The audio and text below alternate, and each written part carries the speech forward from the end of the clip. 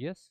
तो इस केस में बेटा आपको बहुत ध्यानपूर्वक करना है। यहाँ पे जो सरफेस एरिया है वो कितना है, 4πr² होता है, क्योंकि हेमी का है तो 1/2, ठीक है, and 4πr² into E, πr² into E, ये से कट गया तो आपके पास 2πr² इंटू ई, ये फ्लक्स होगा इस कंडीशन में। हेलो दोस्तों, वेलकम टू एस्पायरिंग एसएस। आप सब लोगों का एस्पायरिंग एसएस में बहुत बहुत स्वागत है। और जैसे कि इस लेक्चर सीरीज में हम लोग डिस्कस करते हुए चल रहे हैं, यूनिट 1 का ही एक पार्ट है जिसमें सीयूटी के कंप्लीट सिलेबस की वो जो इंटेंसिटी है उसके हिसाब से हम लोग चल रहे हैं। तो मैंने प्रीवियस क्लासेस में काफ़ी कुछ यहाँ पर डिस्कस किया और लेके चले थे, और अभी आज की क्लासेस में हम लोग यहाँ पर डिस्कस करेंगे इलेक्ट्रिक डाइपोल और उससे रिलेटेड एप्लीकेशंस। और जिस तरीके से हम लोग ये देख रहे हैं कि जो डाइपोल का सिस्टम है और जिस तरीके से उसके एप्लीकेशन का सेक्शन है, वो चीज़ बहुत इंपॉर्टेंट है हमारे सीयूईटी के एग्ज़ाम्स के लिए, उतना ही चीज़ हम यहाँ पर डिस्कस कर रहे हैं। कुछ स्टूडेंट्स ऐसे सोच रहे होंगे कि बहुत शॉर्ट में किया जा रहा है, मिनिमाइज करके कर रहे हैं, बहुत ज़्यादा डेरिवेशंस नहीं की जा रही है, डिफिनीशंस नहीं की जा रही है। तो आई थिंक कि उसकी रिक्वायरमेंट्स नहीं है सीयूटी के एग्जामिनेशन के लिए। जिस तरीके का कंटेंट चाहिए, जितना बेसिक चाहिए आपको, फार्मूला चाहिए, छोटे न्यूमेरिकल सा ग्राफ चाहिए, वो डिटेल्स कंडीशन के साथ हम लोग यहाँ पे चल रहे हैं। फिर देखते हैं कि क्या होता है हमारा इलेक्ट्रिक डाइपोल। आज हम इलेक्ट्रिक डाइपोल के बारे में बहुत डिटेल से डिस्कशन करने वाले हैं। सो दैट आइए, तो फर्स्ट वन, सबसे पहले बात हम लोग देखते हैं कि इलेक्ट्रिक डाइपोल क्या है। System of two equal and opposite charge, एक एक वर्ड आपको याद रखना है, two equal and opposite charge, charges separated by a small distance is called dipole. So that यहां पर इन्होंने कहा कि टू इक्वल और अपोजिट चार्जेस, फॉर एग्जांपल एक आपके पास क्यू है और दूसरा चार्ज आपके पास माइनस का क्यू है, इस दोनों चार्जेस के बीच का जो सेपरेशन है वो डिस्टेंस इन्होंने कुछ भी ले सकते हो, आप एज्यूम कर लो कि 2a है। If you have the distances like 2a, dipole moment is a quantity which gives the information about the strength of dipole. Direction of dipole moment is from negative charge to positive charge along the axis, negative charge से positive charge की तरफ। The direction of dipole is very important, is from negative charge to positive charge, means जो आपके पास negative charge है यहाँ पर, इस तरीके से आप देख लो कि जो डाइपोल्स की बात कर रहे हैं नेगेटिव चार्ज की तरफ से पॉजिटिव चार्ज की तरफ, डाइपोल्स की अगर बात करो, अगर पी से रिप्रेजेंट करता हूँ, तो दो बातें बहुत ठीक ठीक से डाइपोल में आपको समझ के रखनी है कि अपोजिट, इक्वल और अपोजिट चार्ज, मतलब निगेटिव और पॉजिटिव दोनों चार्ज प्रेजेंट होने चाहिए, और इसमें जो डाइपोल का डायरेक्शन है वो पी इधर होना चाहिए। एक बात बहुत ठीक से याद रखना आपको कि जब हम पॉजिटिव चार्ज की बात करते थे तो away electric field, and negative charge की बात कर रहे थे तो टूवर्ड्स द इलेक्ट्रिक फील्ड, यही था। लेकिन जब आप डाइपोल की बात कर रहे हो तो डाइपोल में ये चीज़ माइनस क्यू की तरफ जो आपके पास देख रहे हो, अवे फ्रॉम दिस, पी इससे अवे है और ई इसकी तरफ है, ये याद रखना आपको। ये बहुत इंपॉर्टेंट हिंट दे रहा हूँ, इस चीज़ के आपको केयर रखना है। और इसमें दो इंपॉर्टेंट बात आपके पास आ गई, एक कि डाइपोल्स के लिए इक्वल और अपोजिट चार्ज होने चाहिए, separated by distance, and distance होना चाहिए, तो उसका डाइपोल आ जाएगा, ठीक है। दूसरी इंपॉर्टेंट बात आपको मैं ये बता रहा हूँ कि डायरेक्शन, जो इलेक्ट्रिक फील्ड की डायरेक्शन है उसकी डायरेक्शन डाइपोल मोमेंट की अपोजिट होगी। तो अगर आपका पी डाइपोल मोमेंट का डायरेक्शन ये है तो इलेक्ट्रिक फील्ड का डायरेक्शन ये होगा, ये याद रखना आपको, डायरेक्शन दोनों की अपोजिट होगी, ठीक है। और नेगेटिव साइन के साथ देखा आपने, नेगेटिव चार्ज के साथ जो इलेक्ट्रिक डाइपोल उसकी तरफ होगी, तो जो डाइपोल है उसका वो नेगेटिव से अवे है और direction of electric field towards the negative charge. इस पॉइंट्स पे ऑब्जेक्टिव क्वेश्चंस बन सकते हैं 1 2 3 4 करके, away and towards the negative and positive charges करके एक सीक्वेंस बन सकता है। और यहाँ पर डाइपोल्स की डिफिनेशन से अगर कुछ बनता है तो वहाँ पर आपको ये देख सकते हैं कि equal and opposite charges separated by a small distance is called the dipoles. Clear है ना? Dipole moment is a quantity which gives the information about the strength of dipole, and direction is this one, बिल्कुल clear हो गई बात। It is defined as the product of magnitude of either of the charge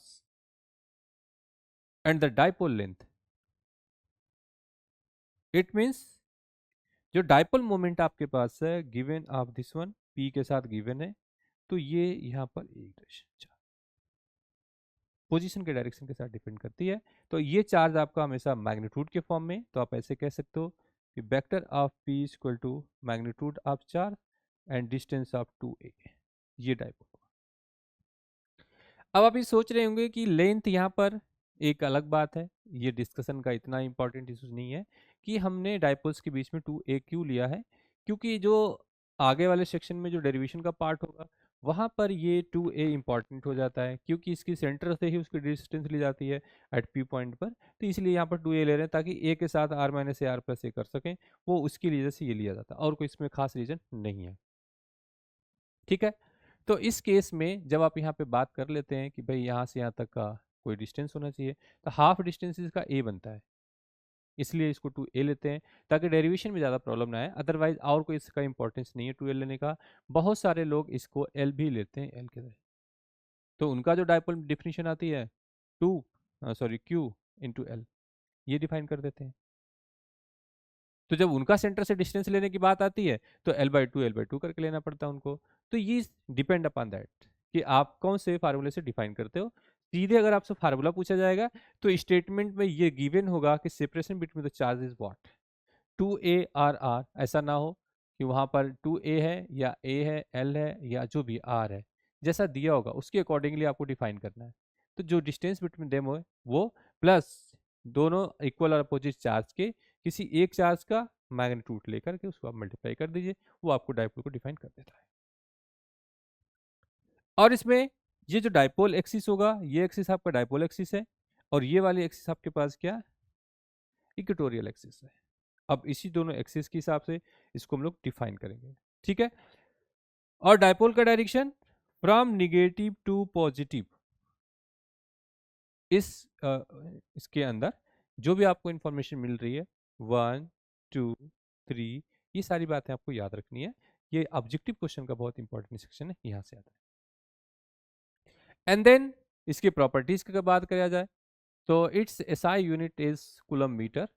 ठीक है, coulomb metre, because you have the dipole moment this one equal to charge multiply by 2a, ये आपके पास है। तो इसके लिए कूलम होगा, इसके लिए मीटर होगा, तो डाइपोल का जो यूनिट्स होगी ये होगा। ठीक है, यही होगा। और इस केस में एक डिब्बा है, एक साइंटिस्ट का नेम है, इसकी जो वैल्यूज है 3.3 into 10⁻30 coulomb into metre. Third point is dimensional formula m⁻0 LTA। ठीक है, यहाँ पर जब डायमेंशनल फार्मूला की बात आती है P के ऊपर, तो आप क्या कहते हो, Q की 80 हो जाएगी। ठीक है, और इसका क्या हो जाएगा, एक L आ जाएगा। ये इसका डायमेंशनल फार्मूला है। अगर बेसिक डायमेंशनल फार्मूला की हम बात करते हैं तो उसको आप ऐसे लिख सकते हो, डायमेंशनल फार्मूला ऑफ m⁻0, ठीक है, LTA। ठीक है, ये आ गया आपके पास। बाकी आप ऐसे कर सकते हो, कैडमियम के पावर 0, k⁻0, ठीक है, जितने भी 1 2 3 4 5 6, एक और इसके अंदर आता है कैंडला के अलावा भी, अगर आप फ्लक्स ले जो थर्मल टेम्परेचर ले सकते हैं, जो भी आप इसको लोगे आप उसके साथ ही आ जाएगा। ठीक है, तो इन जनरल आपके पास रिजल्ट यही याद रखना है, उसके अलावा आप इसको चाहे ऑल सेवल फंडामेंटल डायमेंशन जो होते हैं आप यहाँ पे लिख सकते हो, सबके पावर 0 लगा देना, जो बचा उसका डायमेंशन कर दो। Third important point is region surrounded is stationary electric dipole has electrical field only. For examples, water, H2O, chloroform, CHCS3, ammonia, NH3, HCl, CO, etc. Molecules are the some examples of permanent electric dipole. And the electric potential and field due to the electric dipole. ठीक है, electric potential and electric field due to the electric dipole. If P, Q and S are the 3 point on the axial, equatorial and general position respectively. A distance r from the center of the dipole on the axial is ep is equal to 2p upon r ka cube, direction of negative to positive, and equatorial point eq is 1 upon 4 pi epsilon naught 2p upon r cube, direction of p2q। तो यहाँ पर जब dipoles की बात चलती है उस condition में आप देख सकते हो कि इसकी सिचुएशन क्या है। इसका डायग्राम मैं आपको दिखाता हूँ एक बार, ये डायग्राम। तो इस डायग्राम में आपका एक पॉइंट यहाँ पर है, ठीक है, पी पॉइंट यहाँ पर है एंड एक चार्ज, एक एस पॉइंट है यहाँ पर, ठीक है, किसी एस पॉइंट पर। तो आपके पास जो गिवन चार्जेस हैं उसके बीच में जो आपके पास एंगल एक्सियल दे रखा है, एक प्लस और माइनस के बीच का चार्ज ये वाले, तो इसके दोनों के केसेस में एक एक्सियल पॉइंट पर है और दूसरा इसी पॉइंट से ऊपर एक इक्वेटोरियल पॉइंट है, ठीक है। तो ये दोनों अलग अलग हैं, एक आपको इस तरीके से दे रखा है इस पॉइंट्स पर, माइनस का क्यू एंड प्लस का क्यू,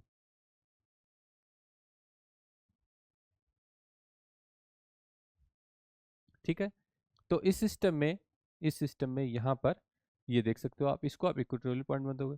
लेकिन जब आपके पास ये चार्ज है, एक नेगेटिव है और दूसरा पॉजिटिव चार्ज है, ये पॉइंट्स 0 है और यहाँ से यहाँ तक आर का डिस्टेंस, ये पॉइंट 0 है और ये पॉइंट्स आर का है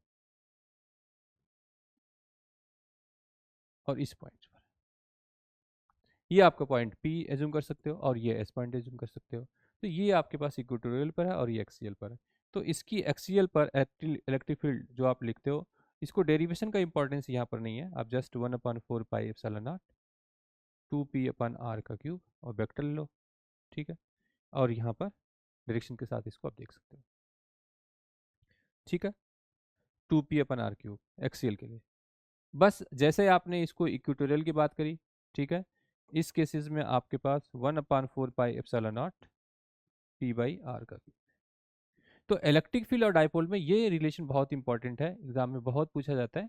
अब इसमें डेरिवेशन का पार्ट नहीं करेंगे हम कि यहाँ से यहाँ तक लेके जाएं, उसको ओपन करें, फिर ये रिजल्ट आए, ये करें, ये सब नहीं। एग्जाम में क्वेश्चन यहाँ पर बहुत सिंपल सा है, या तो ये सीधे फार्मूला पूछा जाएगा 2p और p के साथ क्या रिलेशन है, अदरवाइज ऑप्शन ये आता है कि ड्यू टू, ठीक है, dipole moment p and electric field E are related to are related to with distance r for axial points, okay. Option A होगा आपके पास कि E इज प्रोपोर्शनल टू, ठीक है, 1/r। बी ऑप्शन होगा आपके पास E is proportional to 1/r square and C E is proportional to 1/r का cube and D is proportional to 1/r का पावर।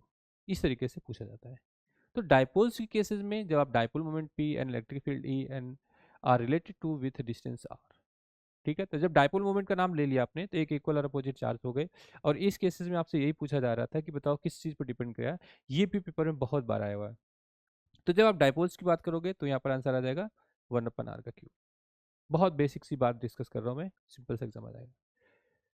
अब बात आती है इन जनरल, किसी पॉइंट्स पर इलेक्ट्रिक, किसी पॉइंट पर एस पे चले जाओ, किसी जनरल पॉइंट पे, तो वहां पे एक रिलेशन आपको डायरेक्ट यूज करना है, डेरिवेशन करने का यहाँ पर इंपॉर्टेंस नहीं है।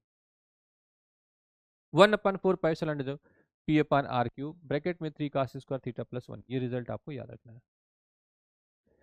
तो 1/4 pi epsilon not P upon R cube, ये तो है ही आपका इक्वेटोरियल का, साथ में जो यहाँ पे थीटा दिया हुआ है एंगल के साथ, जो यहाँ पे थीटा है इस एंगल के साथ, यहाँ पर इस केसेस के लिए ये टर्मिनोलॉजी आपको ऐड करना है, रूट में 3 cos स्क्वायर थीटा प्लस 1,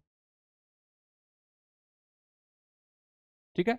तो जो 3 cos स्क्वायर है, 3 cos स्क्वायर थीटा प्लस 1, ये एक जनरल टर्म के लिए ऐड करना आपको इंपॉर्टेंट है और याद रखना है कि डाइपोल मोमेंट के केसेस में एक आपका एक्सियल का है, एक आपका इक्वेटोरियल का है, ठीक है, एक आपका इक्वेटोरियल का है। अब इस दोनों के साथ में एक तीसरा है एक जनरल पॉइंट का, तो जनरल पॉइंट में पी अपन आर क्यूब के साथ है कि ये कंडीशन आ गई। Then how it is possible to check this relation is correct और not for in general equatorial point और एक्सियल पॉइंट। तो इस केस में जब आप इसके लिए बात करोगे तो आपके पास फार्मूला क्या है, E equal to 1/4 pi epsilon naught, ठीक है, P upon R cube and root में 3 cos² थीटा + 1, यही है ना, ये जनरल जनरल इक्वेशन है। अब इस इक्वेशन में मैं ये बात कर रहा हूं यहाँ पर कि मैं जब एक्सियल पॉइंट की बात करता हूँ, प्लस का क्यू या माइनस क्यू जो भी आपके पास है, इस पॉइंट से डिस्टेंस आर, पॉइंट पी पर आर, ये आपका आर है, ये आपने ए एज्यूम कर रखा है इस डिस्टेंस पर। तो यहाँ पर थीटा कितना है, यहाँ पर तो 0 है थीटा, क्योंकि सेम एक्सिस के साथ है। तो इस केस में जब आपके पास यही थीटा की वैल्यूज 0 दे रखा है,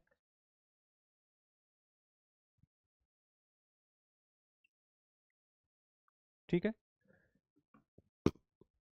जो आपने यहाँ पे 0 रखा है, थीटा की वैल्यू 0 आएगी, तो इस केस में क्या आ जाएगा यहाँ पर, E equal to 1/4 pi epsilon not P upon R का क्यूब एंड ब्रैकेट में 3 और cos 0 n + 1, ये ना cos², इसकी 1 4 रूट में आगे 2, it means 1/4 pi epsilon not 2p/r का क्यूब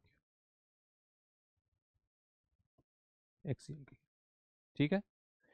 और ऐसे ही जब आप सेम रिलेशन से इस जनरल पॉइंट से आप वो चेक करेंगे कि if theta equal to π/2 or theta equal to 90, है ना, अगर ये है तो इस केस में E equal to 1/4 pi epsilon not P upon R का cube and root of 3 into cos π/2 + 1, ये स्क्वायर के साथ है, तो cos 90 की वैल्यू 0, ये टर्म 0 आ जाएगा आपका। तो ई इक्वेटोरियल के लिए आप बात करते हो तो 1/4 pi epsilon not P upon R का क्यूब, ये दोनों ही आ गया। अब इंपॉर्टेंट बात ये है कि सीयूटी इसमें से क्या पूछना चाहेगा, मैं वहां जा रहा हूं। ये जनरल इक्वेशन जो आपके पास एक्सियल इक्वेटोरियल की बात है, ये एक अलग बात आपके पास है, ये एक अलग रिजल्ट है। मेरा रिजल्ट ये रहेगा कि अगर आपसे पेपर में ये चीज पूछना है एग्जाम के दिनों में, तो आप इसको क्या करोगे आप तो एग्जाम के लिए अगर देखा जाए सीयूटी के पॉइंट ऑफ व्यू से, तो मेरा सजेशन रहेगा थीटा इज इक्वल टू π/4, ठीक है, इट मीन्स 180/4, तो ये एंगल कितना आ जाएगा 45, यही ना, ठीक है 45। इस थीटा पर इसकी वैल्यूज क्या आ रही हम देख रहे हैं, angle at 45 angle equal to 1/4 pi epsilon not P upon R का क्यूब, ठीक है, ये मेरा सजेशन है, ये इंपॉर्टेंट होगा सीयूटी के एग्जाम पर कि 45 के एंगल पर क्या आएगा डेप्थ का। देन रूट में 3 इंटू 1/√2 का स्क्वायर n + 1, ये ना, तो आपके पास रिजल्ट आ जाएगा 1/4 pi epsilon not P upon R का क्यूब एंड ब्रैकेट्स में ये कितना आएगा 1/2 3/2 एंड 5/2, तो रूट में आपके पास 5/2 आ जाएगा। तो पेपर में क्वेश्चन कैसे आ सकता है इससे, ये भी इंपॉर्टेंट चीज़ है, वो पूछ सकते हैं ऐसे कि एट थीटा के केस में at the angle theta equal to 45 angle, the dipole will be the dipole will be at the angle theta is equal to 45, the dipole will be, तो इस केस में ऑप्शन में आ जाएगा आपके पास in the term of E 45 angle equal to X and root में आएगा आपके पास 1/4 पाई एप्सिलॉन नॉट, ठीक है, एंड पी अपान आर का क्यूब, ये basic fundamental where X is, ठीक है, तो एक्स इज का यहाँ पे आ सकता है 1, ऑप्शन आएगा प्लस 2 एंड सी आपके पास आएगा यहाँ पर 5/2 एंड सी डी आ जाएगा आपके पास रूट में 5/2। अब यही सेम क्वेश्चन अगर जेई में होता तो अलग पूछा जाता है, सेम क्वेश्चन अगर नीट का होता है तो अलग पूछा जाता है, तो नीट के क्वेश्चन में यही पूछा जाता है, सीयूटी के एग्जाम में हल्का सा अगर अप्लीकेशन से, वैसे सीयूटी के लिए भी डायरेक्ट यही पूछा जा रहा है कि भाई आपका E is proportional to 1/r⁴n where n = 3, ये रिजल्ट है, इस तरीके से याद रख सकते हो।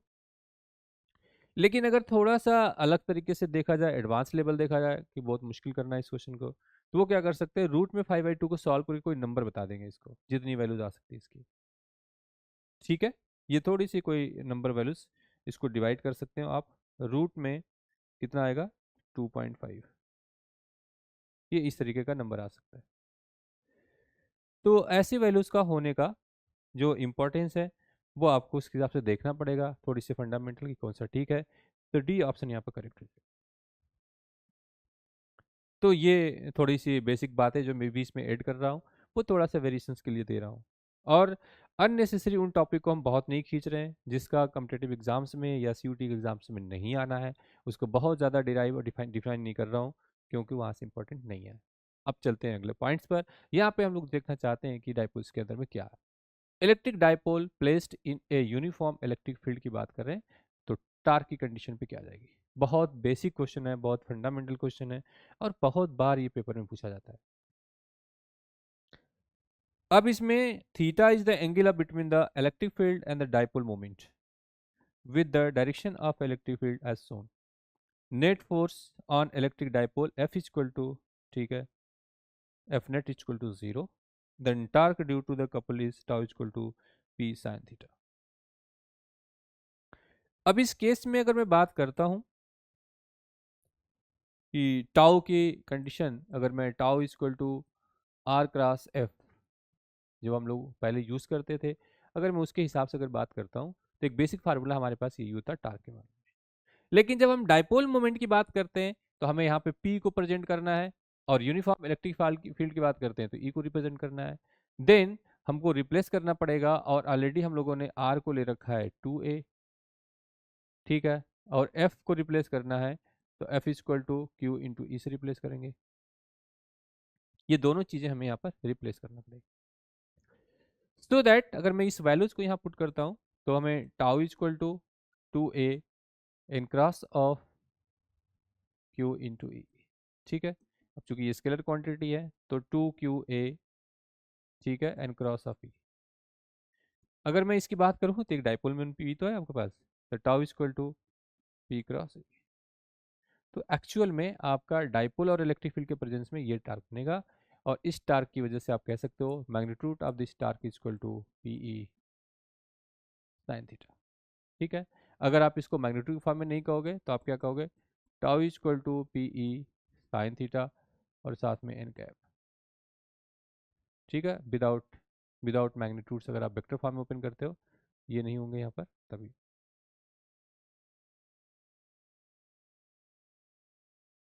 ठीक है। टाउ के केस में अगर आप वेक्टर फॉर्म में देखते हो तो ये कह सकते हो, मैग्नीट्यूड के फॉर्म में देखोगे आप तो ये कह सकते हो। यहाँ से बिल्कुल बेसिक रिलेशन है, कई बार ये रिलेशन एग्जाम में आ जाता है, बहुत ज़्यादा इस पर डिस्कस करने की जरूरत नहीं है। आपको थीटा बताया कि यहाँ पर थीटा कहाँ पर, वो यहाँ पे पुट कर देना। अगर मैं इस थीटा की बात करता हूँ कि यहाँ पर ये थीटा दोनों बिल्कुल अगर हॉरिजेंटली हो जाएगा तो टॉर्क तो मिलेगा नहीं, साइन जीरो की वैल्यू जीरो हो जाती है, परपेंडिकुलर पर इसकी 1 हो जाएगी तो पी मिल जाएगी। लेकिन what happen if this angle is 45, तो अगर 55 एंगल है तो उस समय आपके पास tau equal to 1/√2 and P E, ये रिजल्ट आ जाएगा। तो ये टर्म बड़ा इंपॉर्टेंट है, छोटा सा जो 1/√2 1/2, क्योंकि जब आप इसकी बात करते हैं, जो थीटा की वेरिएशन की हम बात करते हैं इस एक्सिस में, तो आपके पास ये थीटा है, ये आपके पास साइन थीटा है, और ये आपके पास कॉस थीटा है। तो जब दोनों ही प्रोडक्ट आपके पास प्रेजेंट है तो इस दोनों के साथ रिजल्ट आएगा ना आपके पास, तो आपके पास ये 0 है, ठीक है, ये 30 है, 45 है, ठीक है, और ये आपके पास है 60, और ये है 90, और ये आपके पास 180, और ये आपके पास है 270। इस तरीके से आप देख सकते हो। अब इस डायग्राम्स में देखा जाए,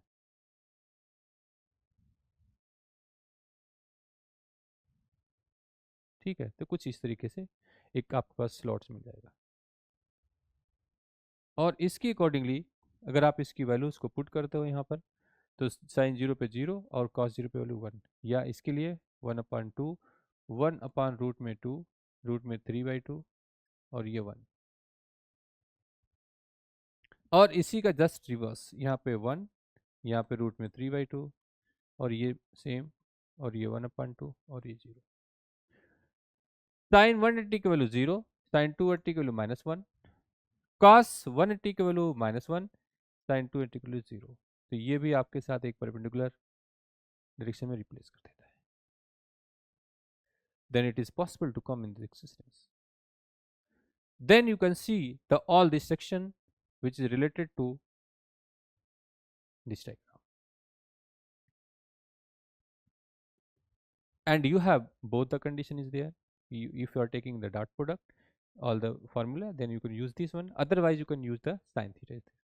तो टॉर्क के केसेस में जब हम बात करते हैं मैग्नीट्यूड के फॉर्म में, तो हमारे पास पी ई साइन थीटा होगा। साइन के किसी भी वैल्यूज़ पर ये रिजल्ट आपके वेरिएशन होते जाएंगे, जो इसी में से आना शुरू करेंगे, 0, 1/2, 1/√3/2, 1, जो भी है, 0, -1, जो भी करना चाहिए। तो वो आपको उस डायग्राम में जो आपने देखा था कि ये लाइन हॉरिजॉन्टल है, यहाँ पर वो थीटा है, ये थीटा वाली लाइन को आपको याद रखना, क्योंकि जब आप लाइन ड्रा करोगे आप, तो ये हॉरिजॉन्टल से थीटा है, वर्टिकल से ये 90 माइनस थीटा हो जाएगा। ठीक है, and so that we can say this all the work done and the potential energy. To change its angular position, the work has to be done. Work done in rotation a dipole in a uniform electric field theta 1 to theta 2. बहुत ही शानदार statement है। To change its angular position the work has to be done, work has to be done, work done in rotating a dipole in a uniform electric field from 1 to 2, then you have must be work done is equal to, ये relation आपके पास है, PE cos theta 1 minus P cos theta 2, work done is equal to PE cos theta 1 minus cos theta 2, ये relation आपके पास बहुत ही अच्छा relation आपको यहाँ पे दिखाई दे रहा है। इस केसेस में if theta 1 is equal to 0, अगर आपने यहाँ पर पीई की कंडीशन में थीटा 1 को लिख दिया cos 0, एंड माइनस की दूसरी कंडीशन में थीटा 2 को आपने लिया है cos थीटा, तो इसकी वैल्यू 1 आ गई, तो पीई 1 माइनस का वर्क डन के लिए ये रिजल्ट है। Initially dipole is kept along the field, then it turn through theta, so work done W is equal to PE1 minus cos theta. This work done is stored in the form of electrostatics potential energy. Electrostatics potential energy के term में ये आपके पास U work done इसमें 4πε0, ठीक है, Q1 Q2 upon R, ये result है यहाँ पर। अब इस it can be change in the form of dipoles. Dipoles में आपके पास ये P 1 minus cos theta 1 minus cos theta 2R, और उस केस में अगर आपके पास ये थीटा 1, जो आपका थीटा 1 है, स्टार्ट फ्रॉम 0 टू थीटा 2, थीटा कोई एंगल के साथ आया है, तो आपके पास रिजल्ट है PE1 minus cos theta. But in general आपको ये रिलेशन याद रखना है, ये बहुत इंपॉर्टेंट है फ्रॉम इस डायग्राम से, कि पहला थीटा 1 से थीटा 2 तक कितना जा रहे हो, प्लस क्यू से माइनस क्यू के बीच में।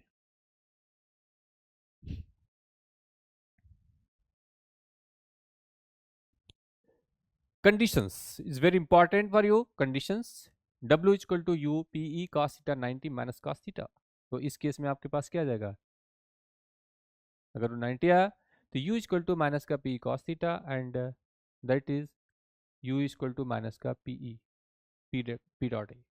तो आपके पास दोनों रिलेशन आ गए, एक डॉट प्रोडक्ट में एक क्रॉस प्रोडक्ट में आ गया आपके पास। तो U equal to P dot of E, इसका मतलब क्या हो गया आपके पास, PE cos theta, PE equal to cos theta. Stable and unstable equilibrium of dipole, ये एक एडिशनल पॉइंट्स है, बट अभी तक के डाइपोल मोमेंट्स में जो भी आपको मिला है उसमें आपने क्या किया बेटा, एक आपको मिला कि डायपोल की डिफिनीशन क्या है वो ध्यान रखना है, डायपोल एक्सियल में क्या है वो ध्यान रखना है, डायपोल आपका इक्वेटोरियल पे क्या है वो ध्यान रखना है, डायपोल 45 पर क्या है वो ध्यान रखना है, डायपोल एट एनी पॉइंट्स पर क्या है वो ध्यान रखना है, साथ में आपको याद रखना है उसकी एनर्जी और वर्क डन। ठीक है, अब इस डिफरेंट कंडीशंस में आप देख रहे हो कि किस तरीके से रिलेशन को यूज करते हैं। And then stable and unstable equilibrium of the dipole when theta is equal to 0, that is dipole is placed along the electric field, it is said to be in stable equilibrium, said to be stable equilibrium because potential energy is minimum when theta is equal to 180, that is dipole in the placed opposite to the electric field, it is said to be in unusual equilibrium because the potential energy is the maximum. Very nice. तो यहां पर आपके पास एक condition आ रही है ये वाली, थीटा इज इक्वल टू 0 पर टाउ 0 आपके पास है, वर्क डन 0 आपके पास है, पीई आपका मिनिमम है। ये रिजल्ट याद रखना पड़ेगा आपको, very important. And when theta is equal to 90 then tau is maximum because tau is work done is equal to P and potential is 0।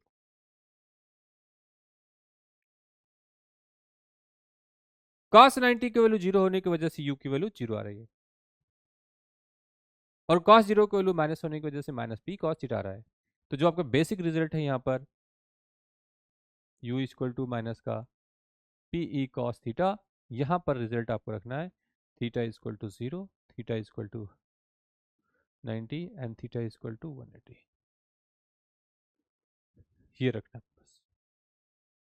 जैसे आप इस कंडीशन को यूज करते हुए टाउ की वैल्यू आप 0 पुट करते हो तो 0 हो जाएगा, वर्क डन की वैल्यू 0 रखोगे तो 0 आ जाएगा, U minimum equal to P E आ जाएगा।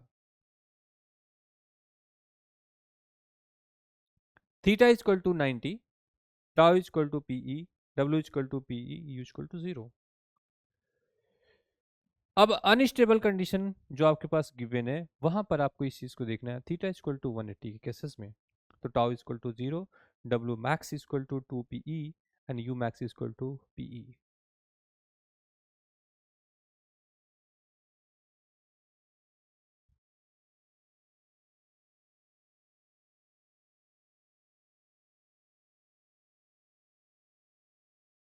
ठीक है, तो यहां पर ये अनस्टेबल कंडीशन है, ये मैक्सिमम स्टेबल कंडीशन है, ये भी है। तो थीटा के वैल्यूज के हिसाब से इसकी वैल्यूज आपकी चेंज होती जा रही हैं। तो दोनों ही फार्मूला आपके लिए बहुत इंपॉर्टेंट है कि वर्क डन क्या आ रहा है, टार्क क्या आ रहा है। टार्क की कंडीशन में आप इस तीनों फार्मूलों को याद रखिए, टीयूटी के एग्जाम में कई बार सीधे फार्मूला ही आपसे पूछा जाता है, जैसे work done equal to P E cos theta 1 minus cos theta 2। ठीक है, and tau equal to P cross E, and अभी आपके पास एक रिलेशन आया यू की values, U equal to minus का या पी डॉट ई, ये ना पी डॉट ई माइनस के साथ पी डॉट ई। तो u की वैल्यूज ये तीनों ही रिजल्ट आपको याद रखना है, कई बार ये सीधे एग्जाम में पूछा जाता है रिजल्ट, कई बार इससे बेस्ड पूछा जाएगा, इससे डिपेंडेंट क्वेश्चन आपसे पूछे जा सकते हैं, बहुत शानदार है। ये तीनों ही रिलेशन आपके लिए बहुत इंपॉर्टेंट है टीयूटी के लिए, और इससे ज़्यादा आप कहीं इसको डिराइव मत करो, क्योंकि इतना बड़ा सिलेबस है कि डेरिवेशन करके एक छोटे से इंट्रेंस एग्जामिनेशन के लिए इतने बड़े नोट्स को रिवाइज करना बहुत मुश्किल हो जाएगा आपके लिए।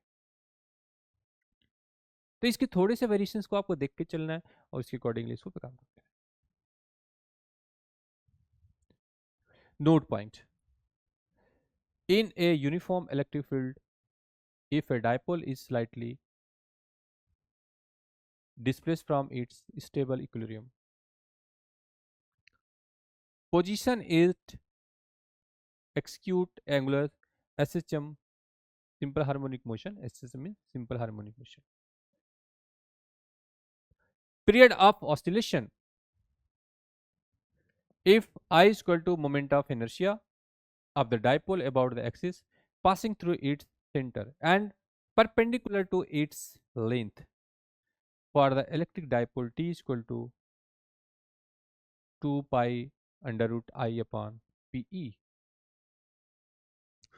बहुत ज़्यादा इंपॉर्टेंट है कि जब आप डाइपोल्स की बात करते हो यहाँ पर dipoles due to the time period t, then t is proportional to 1 upon root में। अब किसी एग्जामिनर को बहुत बेसिक क्वेश्चन पूछना है इसमें, तो आपसे टाइम पीरियड के साथ डाइपोल का ग्राफ पूछ सकते हैं फॉर द गिवन एसएसएम के लिए, जो आपके पास टाइम पीरियड टी है और पी के साथ ग्राफ। तो this is nothing but is proportional to P के पावर माइनस को 1/2, और इस केस में इसका ग्राफ कैसे बनेगा इस तरीके से।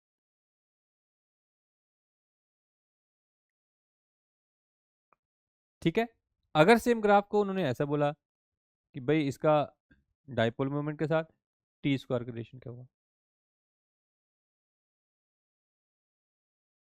ठीक है, या कई बार 1/t² भी पूछ सकते हैं। तो पी के साथ 1/t² का स्ट्रेट लाइन आ जाएगा ग्राफ। तो थोड़ा सा फंडामेंटल ग्राफ का भी रखना आपके पास, क्योंकि ग्राफ में थोड़े थोड़े चेंजेस होते हैं इसके साथ ही, और इसी के अकॉर्डिंगली आपको निकालना है। तो जो रिलेशन आपके पास है टाइम पीरियड टी का, टी इक्वल टू 2π√i/, ये रिजल्ट आपको याद रखना है, ये रिजल्ट आपका बहुत इंपॉर्टेंट है। ठीक है, ये रिजल्ट आपका बहुत ज़्यादा इंपॉर्टेंट है, इसके हिसाब से आप इसको लेके चल सकते हैं।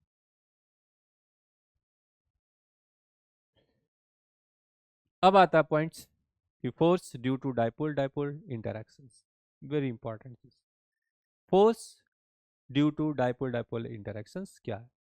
When two dipoles placed close to each other they experience a force due to each other. बहुत सिंपल सी वर्ड का इन्होंने, and potential energy of dipole two is u2 equal to p cos theta, p2 E1 cos theta. अब यहां पर potential energy due to this points वो कह रहे हैं टू की वजह से, इस टू की वजह से। तो इलेक्ट्रिक फील्ड की जो इंटेंसिटी कंडीशन यहाँ पर आप लोग रहे हो, तो उसमें आपके पास E1, ठीक है, E1 है आपके पास,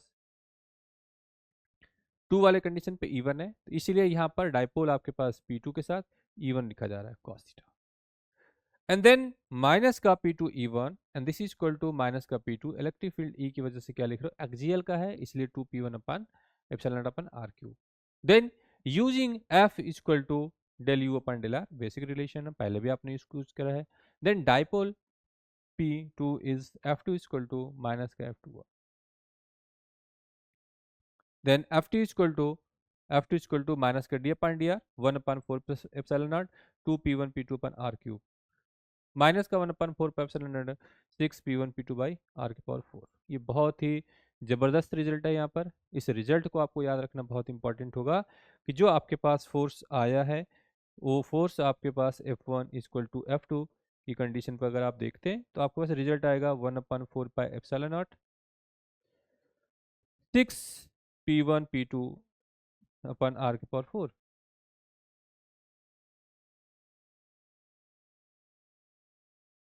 ये रिजल्ट आपके पास होंगे, F1 equal to F2 equal to 1/4 pi epsilon naught 6P1 P2/R⁴।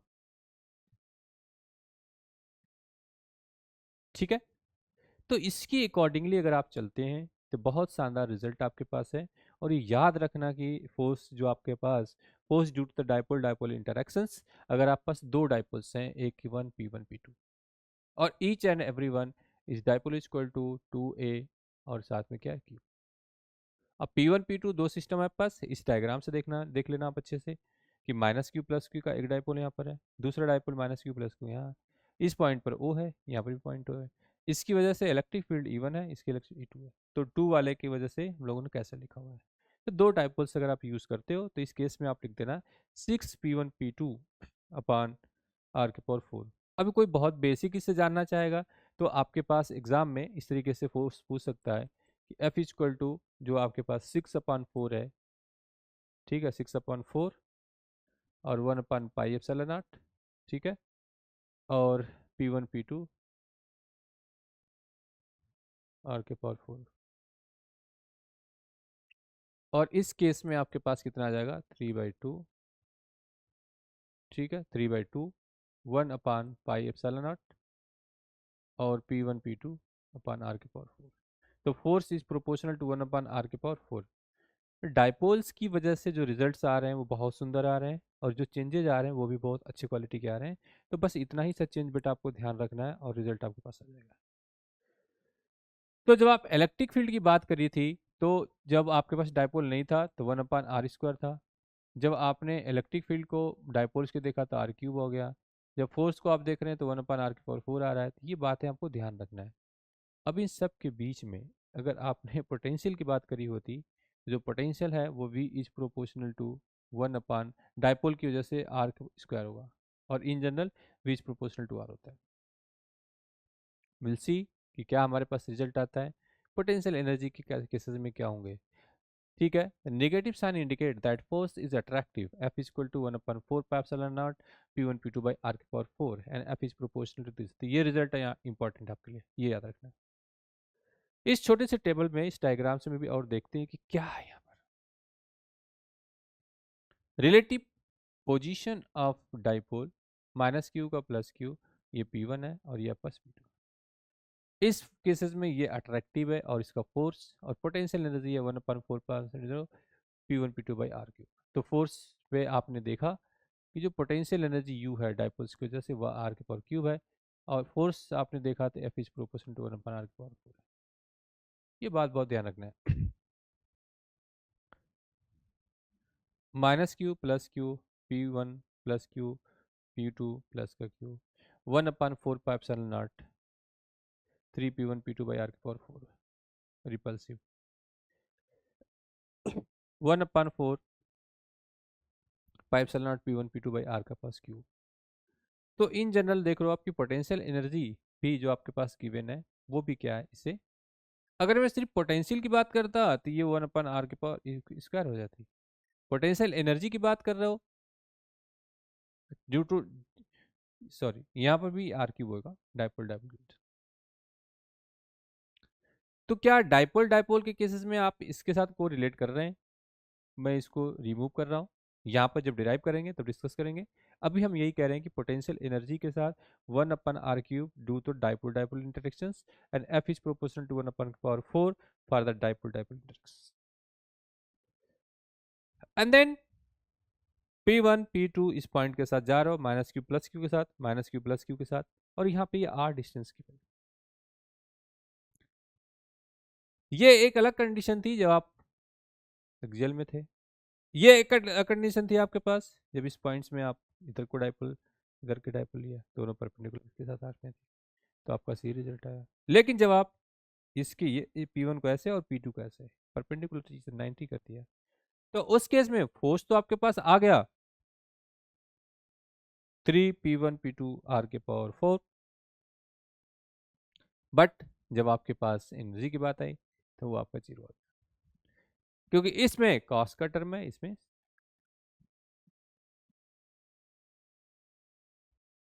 Clear है ना। तो इस तरीके से इस टेबल को आप रिवाइज करके इस डायग्राम के हिसाब से देखते हुए जाएंगे तो आगे आपका रिजल्ट आता जाएगा। In such case the electric dipole in a non,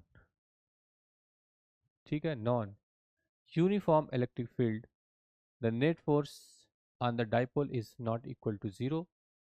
The magnitude of the force is given by F is equal to dq upon dr minus का pe de upon dr।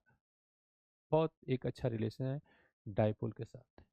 आपको इस फार्मूले को याद रखना है कि फोर्स के साथ जब आप डाइपोल की बात करोगे तो इलेक्ट्रिक फील्ड में this upon D R I. बहुत अच्छा रिजल्ट है।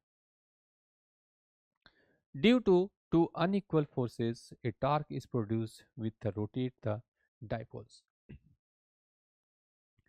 so as to align it in the directions of field. If the dipoles gets aligned with the field, the net torque become 0, and then the unbalanced force acts on the dipole, and the dipole then moves linearly along the direction of the field from weaker portion of the field due to the stronger position of the field। पहली condition में अगर देखा जाए यहाँ पर, the motion of the dipole is translatory and rotatory, torque on it may be 0, may भी लिखा हुआ है, may भी torque। तो ये बहुत ही एक अच्छा रिलेशन है यहाँ पर, जिसकी वजह से चेंज के रिजल्ट आप देखोगे। ये फार्मूला आपको इस टेबल से याद रखना है और इसी का आपको यूज करना है। Electric flux and Gauss law, ये दोनों बातें हैं। एरिया वेक्टर की और हम बात करते हैं। The length of the vector represents the magnitude of the area and its direction is along the outward drawn normal to area. Electric flux, it is a measure of total number of lines passing normally through the surface area, or electric flux through an elementary area ds is defined as the scalar product of area and electric field. Then अब flux का ये जो section आपका यहाँ पे चल रहा है, फ्लक्स की सेक्शन में हमारे पास ये डायग्राम्स है। उन्होंने कहा है कि एरिया दे रखा है वहाँ से, तो number of lines passes through per unit area की बात होगी, वो डिटेल से आप इसके साथ डिस्कस कर सकते हैं। ठीक है, और बहुत सिंपल सी बात है कि number of lines passes through per unit area में बहुत बेसिक फार्मूला है, ऑलरेडी ये बताया गया आपको कि फ्लक्स क्या होता है, phi equal to zero E D cos theta, phi minimum है 90 पर, ठीक है, कास 90 को जीरो होती है और जीरो को 1 होती है। तो ये इस केस में फ्लक्स मैक्सिमम होगा और इस केस में फ्लक्स मिनिमम होगा। बहुत सिंपल सी बॉडी वाली बात है। SI unit of the flux is volt metre और dimensional formula M L cube T के पावर -3 1 पावर -1। ये आप याद रखना, ये बहुत बार पूछा जाता है। अब इसमें कई बार ये फार्मूला याद नहीं रहता आपके पास कि बी जो भी आपको फ्लक्स निकल रहे हैं, flux equal to B dot A, area के साथ जाते हो, ठीक है। तो इसको आप एक फार्मूले के हेल्प से जा सकते हो, क्यू वी क्रॉस बी। तो बी का यहाँ पर जो रिलेशन है वो F1 क्यू इंटू बी, इससे आप उसको चेंज कर सकते हो चार्ज और के साथ। इस वैल्यू से फोर्स तो आपको पता होता है, पुट कर दीजिए, एरिया पुट कर दीजिए, तो ये रिजल्ट आ जाएगा आपके पास। For a close body outward flux is taken to be positive while inward flux is to be negative. ठीक है, तो जो फ्लक्स की जब हम बात करते हैं किसी कंडीशन में, तो वहां पर हम लोग यही देखते हैं कि number of line passes through permitted area की जो फ्लक्स कंडीशन है उसमें क्या। तो अगर आप मैग्नेटिक फील्ड की बात करते हो, मैग्नेटिक फील्ड, तो मैग्नेटिक फ्लक्स आ जाएगा, तो magnetic flux passes through permitted area, तो आपके पास बी आ जाएगा। अगर यही चीज आप इलेक्ट्रिक फ्लक्स की बात करते हो तो वहां पे आप क्या कहते हो कि phi is equal to E dot area, यही ना, ये आप कहते हो। तो यहाँ पर क्या आ जाएगा आपके पास, ई फाई ई के लिए ई डॉट ए, और ये आपके पास बी के लिए है। तो दो अलग अलग फ्लक्स आपके पास है। तो इसके लिए आप इलेक्ट्रिक फील्ड यहाँ से भी निकाल सकते हो, यहाँ भी आप सेम कर सकते हैं, क्योंकि यहाँ पर भी क्या F is equal to Q into E, तो ई इज इक्वल टू क्या होगा एफ अपॉन क्यू। ई को रिप्लेस कर दीजिए, आपके पास आ गया phi is equal to F upon Q into area. ठीक है, इसका डायमेंशन निकालोगे ऑप्शन आ जाएगा आपका। तो पेपर में ये ज़्यादा इंपॉर्टेंट है मैग्नेटिक फ्लक्स के लिए, और ऐसे प्रैक्टिस में ये ज़्यादा इंपॉर्टेंट है। For a close body outward flux is taken to be positive while inward flux is to be negative. Thus positive flux A, area is outward, and then for the negative flux of this one and towards. Gauss law की बात चल रही है, Gauss law, Gauss law differential form में यहाँ पे mention नहीं होगा, तो मैं मेंशन करता हूँ del dot E equal to rho by epsilon not. यहाँ पर रो क्या है आपके पास, volume charge density,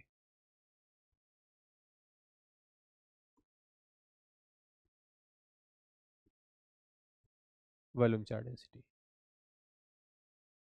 through a closed surface enclosing a charge 1 upon epsilon naught times the magnitude of the charge enclosed.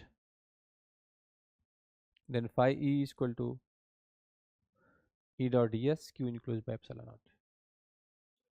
Some important point regarding the Gauss law, ये already discuss कर रखा है हम लोगों ने, यूज करते हैं। Gauss law is valid for the symmetrical charge distributions. Gauss law is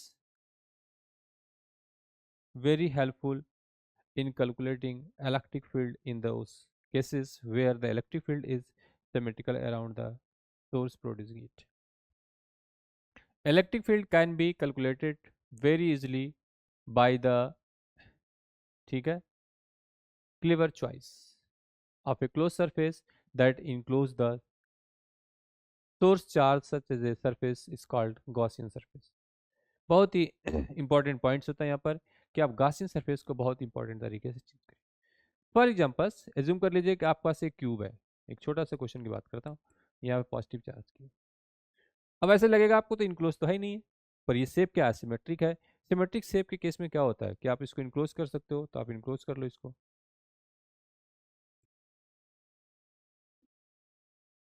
तो ये 3 फेसेस आपके पास है, 1 2 एंड 3 फेसेस. तो टोटल क्यूब पे कितने हो गए, 6 फेसेस. तो फाइव इक्वल टू क्या हो, charge enclose by this one. तो 6 फेस के लिए 1 फेस के लिए 1/6, और आपके पास 3 फेस के लिए गया 3. तो क्यू बाई, तो phi equal to Q by epsilon naught. The surface should be passes through the point where the electric field is to be calculated and must have a shape according to the symmetry of sources. Symmetry of sources. When a charge q is placed at the center of a hemisphere, then flux through his body, the net flux through this closed phi is equal to q by epsilon. Hence, flux coming out from a given hemisphere phi is equal to q upon 2 epsilon naught. अब zero flux की बात आ गई. ये basic basic बातें हैं, बिल्कुल basic basic fundamental बातें हैं. हेमिस्फीयर में क्या होगा, हाफ हो गया. ये आपके पास हेमिस्फीयर है पूरे का, pi equal to Q by epsilon naught. In general देखा जाए तो आपके पास क्यूब हो, स्फेयर आपके पास, ठीक है, स्फेयर आपके पास, सिलेंडर हो आपके पास, या आपके पास कोई सा भी इस तरीके से एक रैंडम शेप का, सब में चार्ज प्लस क्यू है, प्लस क्यू है, प्लस क्यू है, एंड प्लस क्यू है. तो इन सभी केसेस में जो फ्लक्स आपके पास phi equal to Q by epsilon not होगा, एक एक ही चार्ज, एक ही है, परमिटिविटी है. सबके केस में आपके 1 2 3 4 सभी केसेस में, या मल्टीपल जितने भी देख सकते हो, सबके केस में ये, क्योंकि जितना भी चार्ज आपके इंक्लोज्ड है वो इंक्लोज सरफेस ही फ्लक्स के लिए जाएंगे. क्लियर है, वो फ्लक्स के लिए जाएंगे. तो इस केस में आप क्या कह सकते हो, ये होगा. अब उसमें आपने एक स्फेयर को चार्ज रखा है, गासियन सरफेस से आप इसको कहोगे कि ये आपका क्या होगा, pi equal to Q by epsilon naught. अब आपने इसको कहा कि हेमिस्फीयर कर दिया कट, तो इसकी जो एरिया है वो हाफ हो जाती है. उस केस में आपको Q by two epsilon not. तो एक चीज, एक सरफेस के लिए कंप्लीट के लिए, और हाफ किया तो 1/2 एप्सिलॉन नॉट इस केस में. अब इस केस में, ठीक है, इस केस में अभी चार्ज इंक्लोज हो गया तो इसका हाफ हो गया, गासियन सरफेस की कंडीशन आ गई. लेकिन जब आप बात करते हो value of flux is zero in the following circumstances, if the dipole is enclosed by a surface, then phi equal to zero, Q enclose zero. जब भी आपके पास चार्ज अंदर जीरो हो जाएगा तो आपका फ्लक्स जीरो हो ही जाएगा. और कई बार जो समीशन ऑफ चार्जेस है इनसाइड, अगर वो भी आपके जीरो होंगे तब वो भी जीरो हो जाएगा. It means the flux is nothing but summation of Q enclose by epsilon not. तो उस केसेस में जो आपके पास ये वाला एक्सिस है, इस केस में आप क्या कह रहे हो कि एक आएगा आपके पास माइनस क्यू, एक आएगा प्लस का Q by epsilon naught, and this is equal to zero. और कोई सरफेस ही इनक्लोज नहीं है. अगर आपने प्लस क्यू यहाँ रखा है और फ्लक्स इसमें पूछ रहे हैं तो वो जीरो आएगा. अगर आपने क्यू चार्ज यहाँ रखा है और फ्लक्स यहाँ पूछ रहे हैं तो वो जीरो आएगा. तो यहाँ पर जो आपके पास रिजल्ट है, यहाँ पर summation of Q enclosed by epsilon naught is equal to 5, and this is equal to plus का क्यू एंड प्लस का 4q एंड माइनस का 5q by epsilon naught, and this is equal to what, zero. तो यहाँ पे flux क्या आ जाएगा, zero आ जाएगा. If a closed body not enclosing any charge is placed in a electric field, either uniform or non-uniform, total flux linked with it will be zero. तो जब आपके पास कोई फ्लक्स, कोई भी चार्ज इनक्लोज ही नहीं होगा तो उस केस में जीरो हो जाएंगे, और sum of charge enclose will be the zero, then zero. अब बात आती है इस केस में फ्लक्स निकालने की. तो phi equal to electric field into area कितना है इसका, पाई आर स्क्वायर हो जाएगा. इस केसेस में क्या होगा, जीरो हो जाएगा क्योंकि इसका परपेंडिकुलर लाइन ड्रा करते हो। और इस केस में फ्लक्स क्या होगा, प्लस का पाई आर स्क्वायर इंटू ई।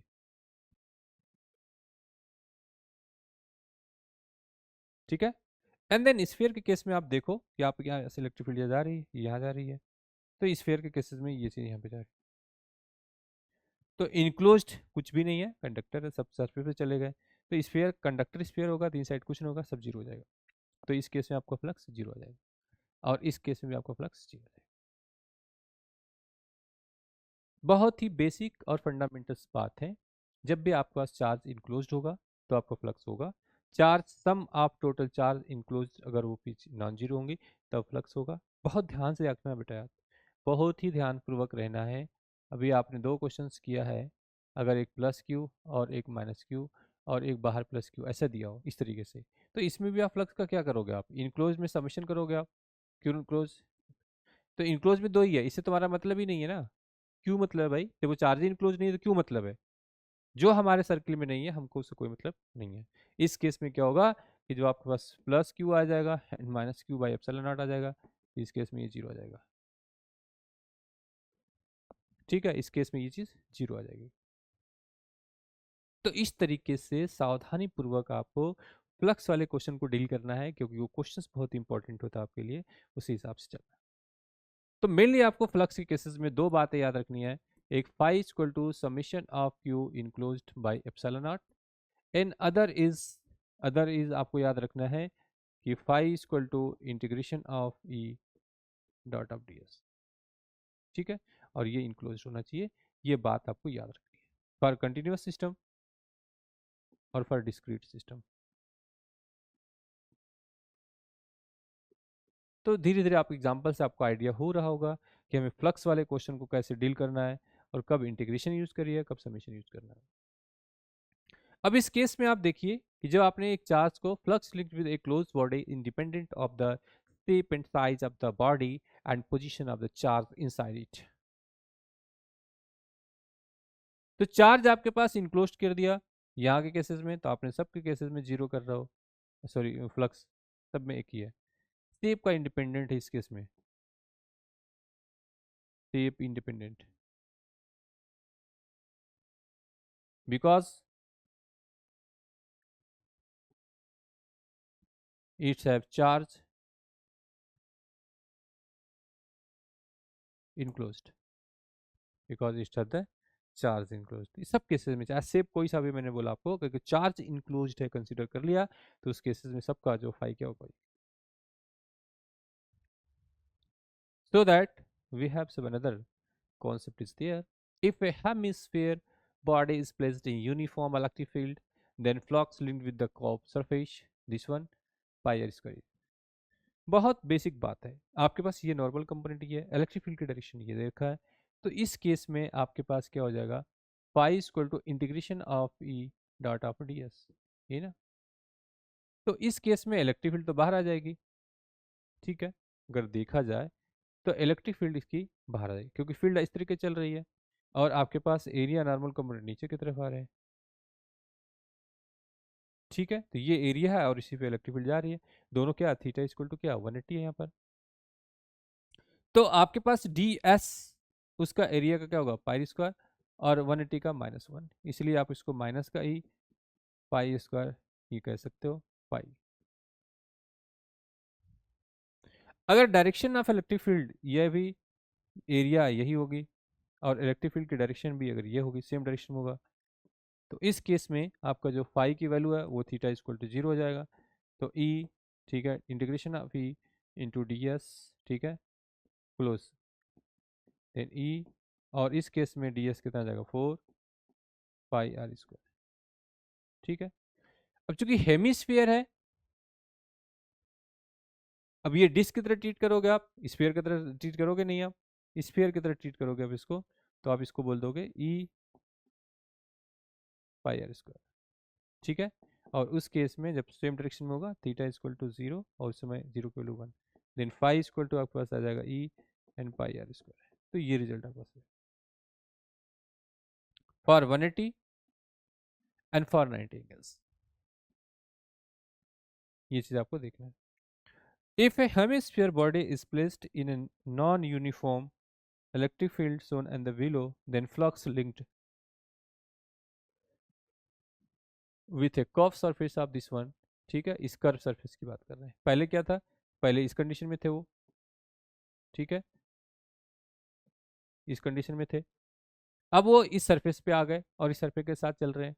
तो इस सरफेस पे जब आप फ्लक्स की बात करते हो, phi equal to integration of E dot of D S, तो इस केस में बेटा आपको बहुत ध्यानपूर्वक करना है। यहाँ पे जो सरफेस एरिया है वो कितना है, 4 पाई r स्क्वायर होता है, क्योंकि हेमी का है तो 1/2, ठीक है, and 4 pi r square into E, pi r square into E, ये से कट गया तो आपके पास 2 pi r square into E, ये फ्लक्स होगा इस कंडीशन में। बहुत बेसिक बेसिक चीज़ें बेटा, बिल्कुल बेसिक चीज़ें पूछी जा रही हैं, कहीं पे कोई दिक्कत नहीं। लेकिन अगर ऐसा हुआ कि एक क्लोज सरफेस है हेमिस्फेयर का और आपने इलेक्ट्रिक फील्ड लाइन्स पे डाली, कहीं पर भी अगर ये कंडक्टर्स हैं, तभी भी वो भी सब इसके पास से पार हो जाएंगे।